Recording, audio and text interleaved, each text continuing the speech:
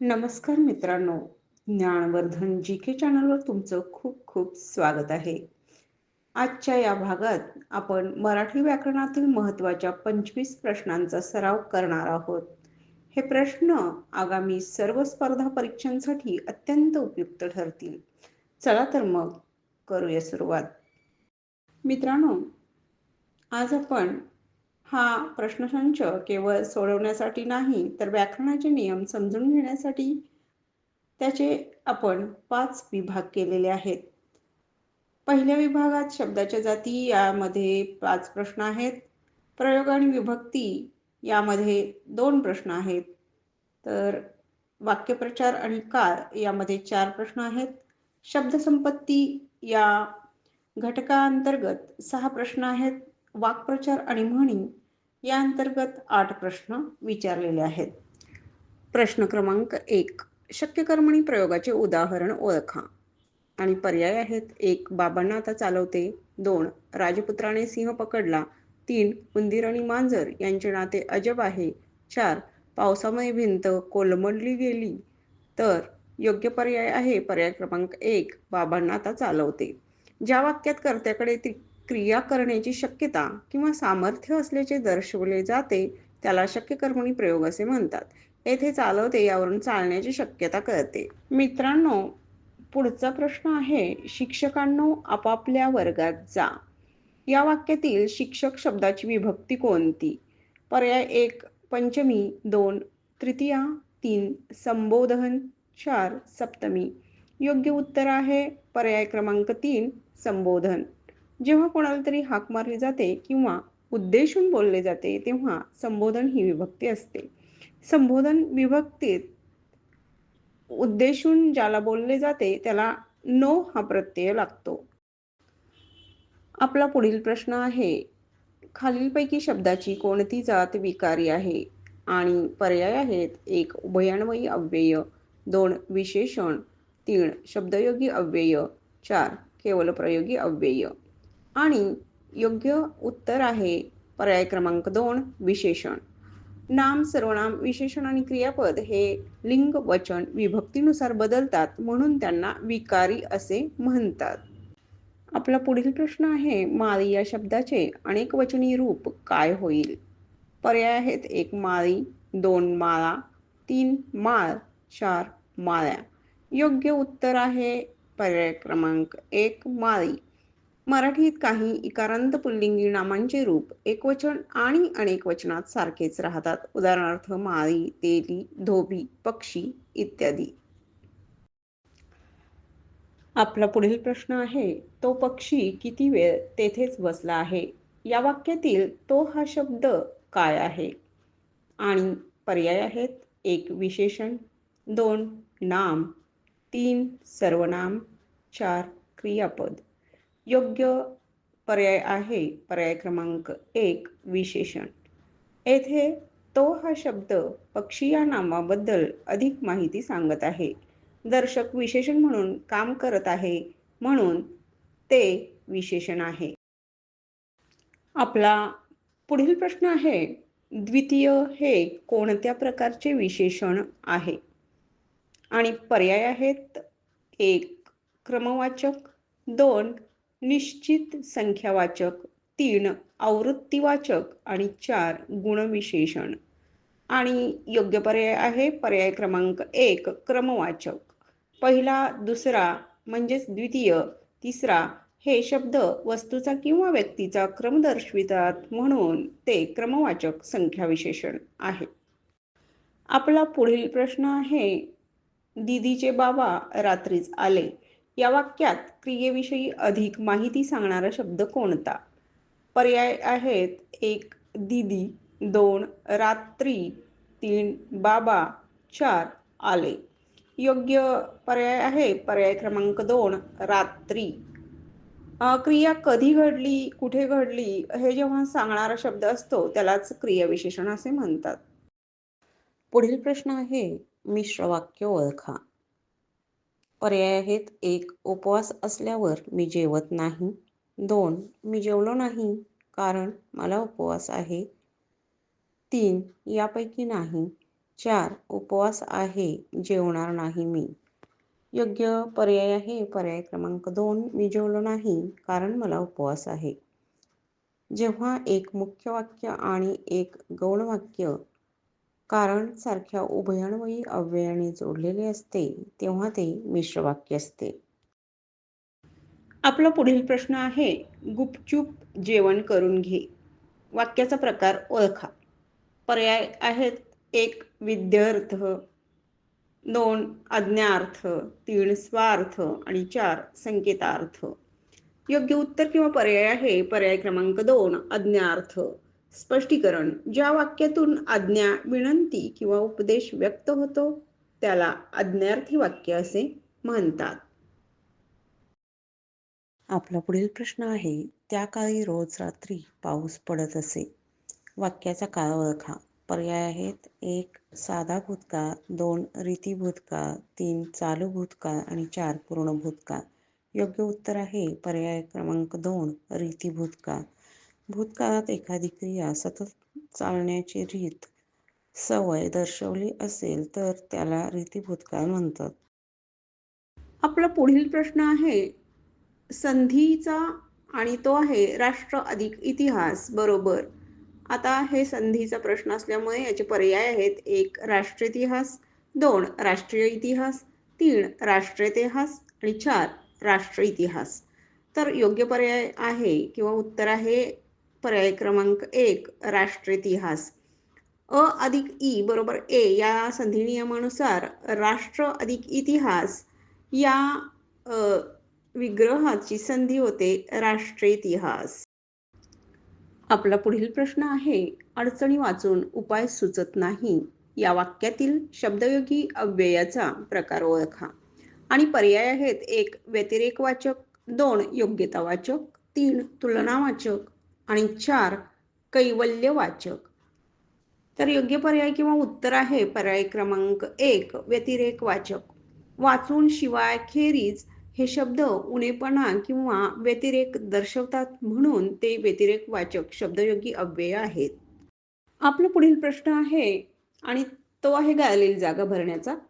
तर प्रश्न असा आहे, मला उत्तर माहीत होते डॅश डॅश, परीक्षेत उत्तर आठवत नव्हते. योग्य उभयान्वयी अव्यय भरा. पर्याय आहेत 1 पण, 2 म्हणून, 3 किंवा 4 आणि. योग्य उत्तर आहे पर्याय क्रमांक 1 पण. 2 विरुद्ध गोष्टी जोडण्यासाठी पण, परंतु यासारख्या न्यूनत्वबोधक अव्ययांचा वापर होतो आणि म्हणूनच पण हा पर्याय योग्य आहे. पुढील प्रश्न आहे, खालीलपैकी कोणता शब्द समानार्थी नाही? आणि पर्याय आहेत 1 पती, 2 धव, 3 विप्र आणि 4 कांत. आणि योग्य उत्तर किंवा पर्याय आहे पर्याय क्रमांक 3 विप्र. स्पष्टीकरण सांगायचे झाले तर पती, धव आणि कांत हे पती या शब्दाचे समानार्थी शब्द आहेत. तर विप्र म्हणजे ब्राह्मण होय, त्यामुळे हा समानार्थी शब्द नाही. आपला पुढचा प्रश्न आहे, पाणी या शब्दाचा समानार्थी शब्द ओळखा. आणि पर्याय आहेत 1 नारा, 2 नरा, 3 नीर आणि 4 नीर. योग्य उत्तर आहे पर्याय क्रमांक 3 नीर. स्पष्टीकरण सांगायचं झालं तर पाणी या शब्दाला जल, नीर, तोय, उदक असे समानार्थी शब्द आहेत. परंतु शुद्ध लेखनाच्या नियमानुसार न ला दुसरी वेलांटी असलेला नीर हा शब्द शुद्ध लेखनाच्या दृष्टीने बरोबर आहे. आपला पुढील प्रश्न आहे, मारक या शब्दाचा विरुद्धार्थी शब्द निवडा. पर्याय आहेत 1 तारक, 2 प्रशांत, 3 जहाल, 4 मवाळ. योग्य उत्तर आहे पर्याय क्रमांक 1 तारक. तारक म्हणजे तारणारा किंवा रक्षण करणारा आणि वाचवणारा. मारक म्हणजे मारणारा किंवा नाश करणारा, म्हणून मारकचा विरुद्धार्थी योग्य असा शब्द आहे तारक. आपला पुढील प्रश्न आहे, निद्रित शब्दाच्या विरुद्धार्थी शब्द लिहा. आणि पर्याय आहेत 1 सौम्य, 2 शांत, 3 जागृत, 4 मनमोकळा. आणि योग्य उत्तर किंवा पर्याय आहे पर्याय क्रमांक 3 जागृत. निद्रित याचा अर्थ झोपलेला, परंतु जागृत याचा अर्थ सावध किंवा सतर्क असलेला. आपला पुढचा प्रश्न आहे, एक गाळलेली जागा भरा. यामध्ये मला मुलगा डॅश डॅश आहे. यामध्ये पर्याय आहेत: 1 पसंत, 2 पंसत, 3 पसंतन, 4 पंतस. योग्य उत्तर किंवा पर्याय आहे 1 पसंत. येथे योग्य शुद्ध लेखन ओळखायचे आहे आणि पसंत हा शब्द शुद्ध असून तो योग्य असा पर्याय आहे. आपला पुढील प्रश्न आहे, सगळेच मुसळकेरात या म्हणीचा अर्थ काय? आणि दिलेले पर्याय आहेत: 1 सर्व मेहनत वाया जाणे, 2 बिनकामाच्या गोष्टी फेकून देणे, 3 2 वेगवेगळ्या गोष्टींना एकाच मापात मोजणे, 4 क्षुल्लक गोष्टीतही स्वार्थ शोधणे. आणि योग्य उत्तर किंवा पर्याय आहे पर्याय क्रमांक 1 सर्व मेहनत वाया जाणे. ज्यावेळी मुख्य गोष्टींच्याकडे दुर्लक्ष होतं त्यामुळे केलेली सर्व पूर्वतयारी किंवा सर्व कष्ट जेव्हा निरर्थक ठरतात तेव्हा ही म्हण वापरली जाते. पुढील प्रश्न एक म्हण पूर्ण करायची आहे आणि प्रश्न असा आहे, दुरून डोंगर डॅश डॅश म्हण पूर्ण करा. पर्याय आहेत: 1 देखणे, 2 आतून पोकळ, 3 साजरे आणि 4 हिरवेगार. तर योग्य उत्तर किंवा पर्याय आहे पर्याय क्रमांक 3 साजरे. दुरून डोंगर साजरे ही एक प्रसिद्ध म्हण आहे, ज्याचा अर्थ एखादी गोष्ट दुरून कितीही चांगली वाटली तरी तिचे वास्तव तिच्या जवळ गेल्यानंतरच आपल्या लक्षात येते, अशा या अर्थाची म्हण आहे. त्यामुळे साजरे हा शब्द किंवा पर्याय योग्य आहे. आपला पुढील प्रश्न आहे, ज्याची खावी पोळी त्याची वाजवावी टाळी या म्हणीचा योग्य अर्थ निवडा. आणि पर्याय आहेत: पर्याय क्रमांक 1 उपकार करणाऱ्यावरतीच उलटणे, 2 उपकार करण्यासाठी टाळी वाजवणे, 3 उपकार करणाऱ्याच्या उपकाराची जाणीव ठेवून त्याचे गुणगान करणे आणि 4 केलेले उपकार विसरून निषेधार्थ टाळी वाजवणे. योग्य उत्तर किंवा पर्याय आहे उपकार करणाऱ्याच्या उपकाराची जाणीव ठेवून त्याचे गुणगान करणे. आता यामध्ये ज्याचं आपण खातो त्याचंच गुण गातो किंवा ज्यानं आपल्यावर उपकार केलेले असतात त्याचं आपण नेहमीच उपकार मानले पाहिजेत किंवा त्याची जाणीव ठेवली पाहिजे, या अर्थाची ही म्हण आहे. त्यामुळं हा पर्याय योग्य आहे. आपला पुढील प्रश्न आहे, कठीण परीक्षा पार करणे या अर्थाचा वाक्प्रचार कोणता?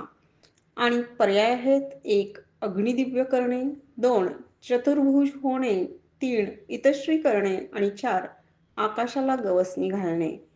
योग्य उत्तर किंवा पर्याय आहे अग्निदिव्य करणे.